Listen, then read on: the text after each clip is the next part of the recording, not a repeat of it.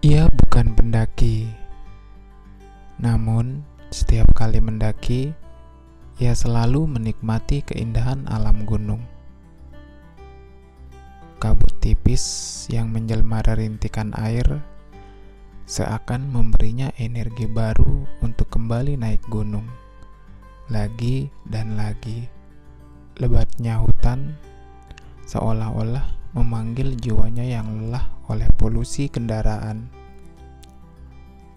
Padang sapana seakan membebaskannya dari belenggu rutinitas.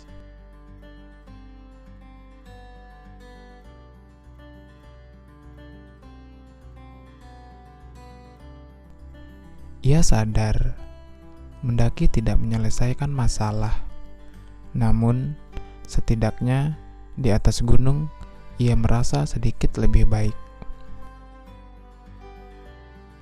Barangkali setiap orang memang membutuhkan kebebasan, meski hanya sejenak. Memberi ruang pada hati yang selama ini dijejal kebencian, dan memberi ruang pada akal yang selama ini dikuasai kepalsuan.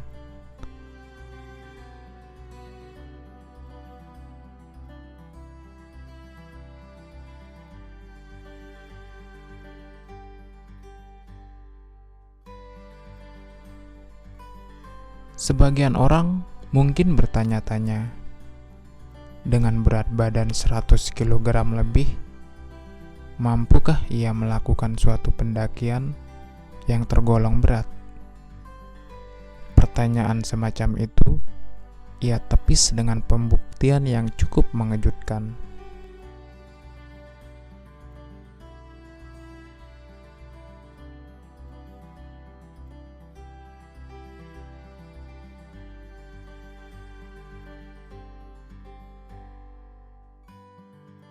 Bahwa bobot tubuhnya yang melebihi 100 kg tak menghalanginya untuk mendaki gunung berkali-kali.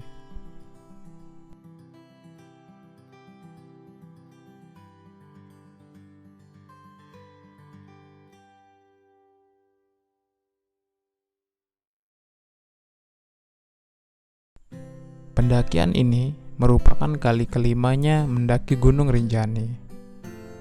Meski belum pernah menginjakkan kaki di puncak tertinggi, setidaknya ia telah mengunjungi primadona Rinjani, yakni Danau Segara Anak, sebanyak 3 kali.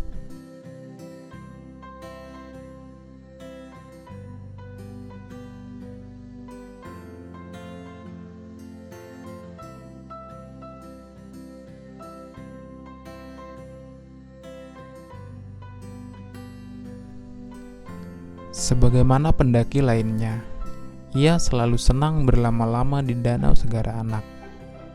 Bukan karena ia pemancing ikan yang hebat, melainkan karena ia pemakan penghuni Danau Segara Anak yang kuat.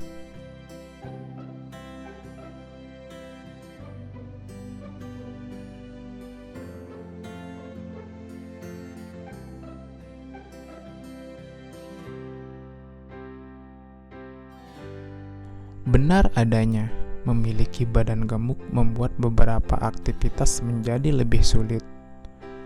Namun, hal tersebut bukan berarti menghalau segala kemampuan yang ada dalam dirinya. Bukankah tekad serta kesabaran merupakan kekuatan paling ampuh yang dimiliki setiap orang? Sehingga tak seorang pun yang pantas diremehkan, apalagi direndahkan.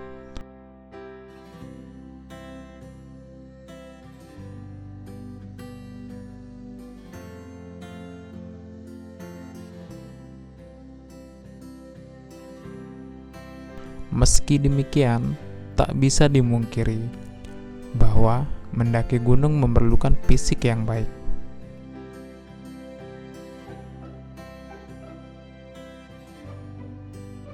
Berbadan ringan menjadi salah satu pendukung supaya pendakian berjalan sesuai rencana dan tiba pada tujuan sesuai estimasi. Sementara orang yang berbadan gemuk sudah barang tentu berjalan sangat pelan lebih-lebih di jalur menanjak.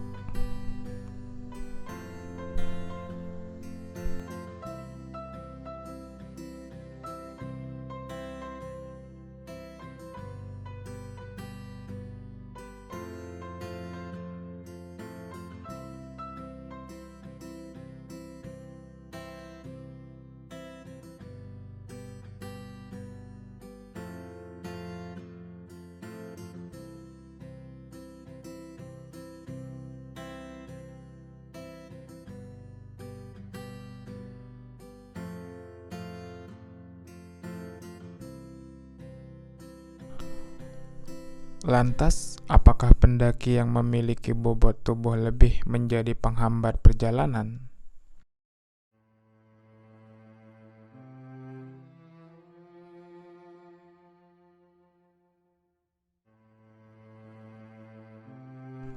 Jika iya, sungguh kegiatan ini tak memiliki nilai apapun, karena dalam pendakian tidak ada kompetisi. Siapa cepat, dia menang. Saya berani katakan, pendaki yang pamer kecepatan adalah pendaki yang sok keren. Alih-alih mendapatkan pengakuan, justru hal tersebut merupakan perbuatan tanpa makna secuil pun.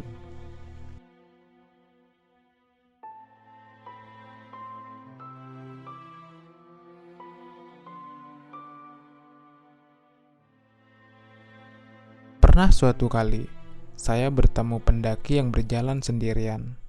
Saat itu, saya dan teman-teman sedang istirahat sambil ngobrol ngalor ngidul. Lalu, seorang pendaki melintas dari sisi kanan saya sembari mengucapkan permisi. "Sendirian aja, Bung?" tanya saya. "Teman masih di belakang," jawabnya santai tanpa menghentikan langkah. Tak lama kemudian, saya dan teman-teman bertemu lagi dengannya. Setelah kami melanjutkan perjalanan sekira 10 menit. "Tadi di jalan ketemu teman saya nggak? Yang pakai kaos merah dan keril hitam," kata pendaki itu kepada kami.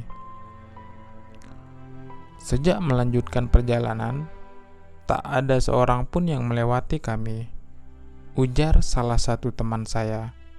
Waktu itu saya berada di barisan paling belakang, menyempatkan diri menoleh sebentar. Pendaki itu memutuskan kembali. Ia pasti merasa kesepian. "Ngapain buru-buru, bos? Memangnya situ lagi dikejar pemilik kebun gara-gara nyolong singkong," gumam saya dalam hati.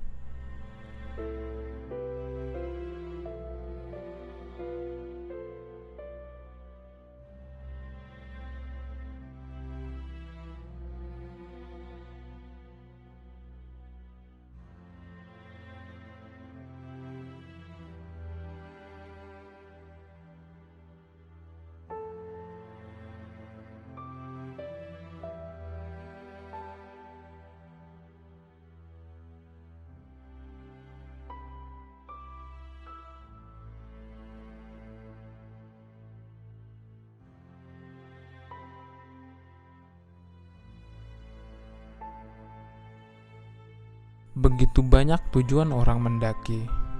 Bahkan sejumlah orang mendaki sebagai perjalanan spiritual. Pula ada yang hanya sekadar ingin berjalan saja. Belakangan ini, kegiatan mendaki semakin populer, sehingga muncullah pendaki-pendaki dari berbagai kalangan. Tak hanya sebagai ajang selfie-selfian, tetapi kegiatan ini telah bertransformasi menjadi hobi, bahkan gaya hidup. Oh iya, tentang ramainya kegiatan mendaki ini mungkin akan saya bahas selain waktu.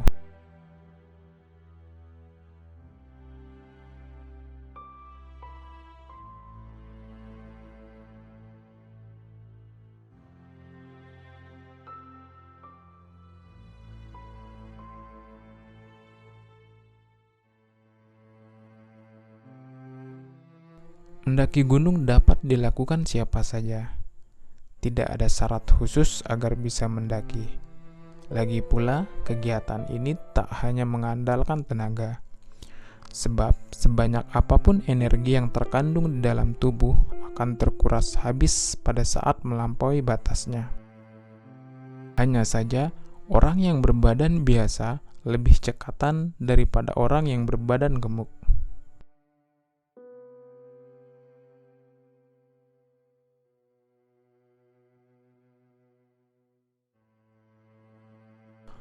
Hal tersebut tak bisa disangkal. Namun, esensi dunia pendakian lebih dari sekadar ketangkasan. Katakanlah mendaki gunung sebagai perjalanan sosial. Mendaki bersama teman-teman tercinta, maka dalam pendakian yang paling diperlukan ialah kesetiakawanan dan kesabaran.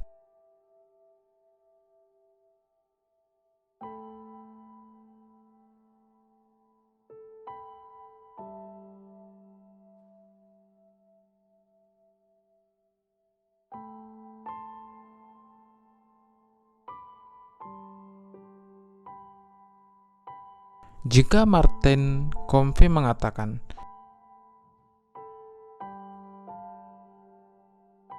"Tiap puncak yang didatangi akan mengajarkan sesuatu yang baru," maka saya katakan, setiap teman akan memberi cerita dan pengalaman yang baru.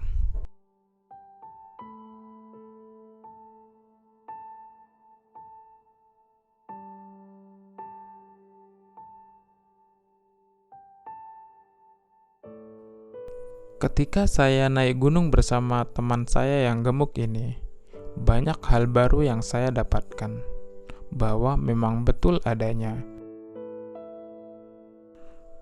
Pendakian tak sekadar mendaki puncak dan menuruni lembah terjal. Kesabaran adalah kunci. Rasa sabar membuka gerbang keindahan.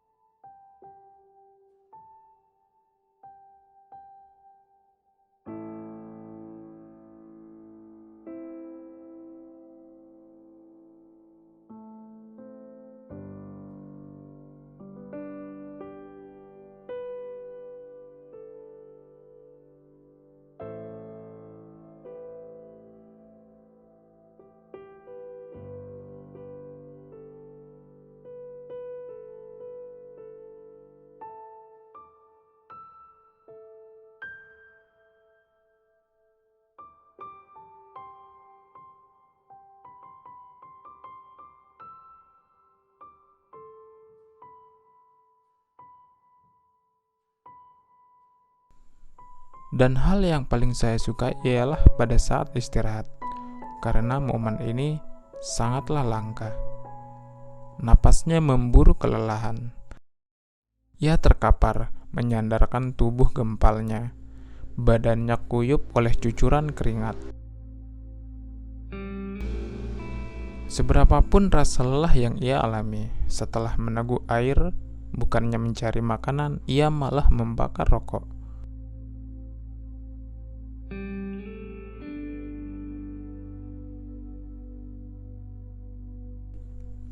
Baginya, momen inilah salah satu yang berharga dalam mendaki gunung.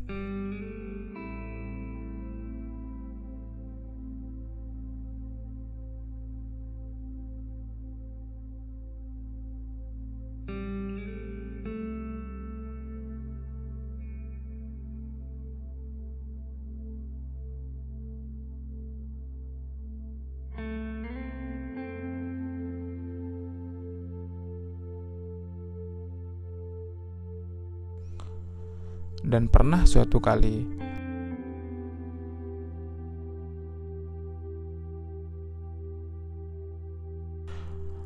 asap tipis tampak keluar dari balik bajunya. akibat pembakaran tubuh yang bereaksi dengan suhu gunung yang rendah, sehingga terjadi penguapan yang hebat di dalam tubuhnya. Kapan lagi melihat manusia berasap? Meski begitu, ia selalu sampai pada tujuan dan tak pernah kapok mendaki gunung. Mungkin dalam waktu dekat, ia menyandang gelar Tarzan. Tarzan tanpa huruf X.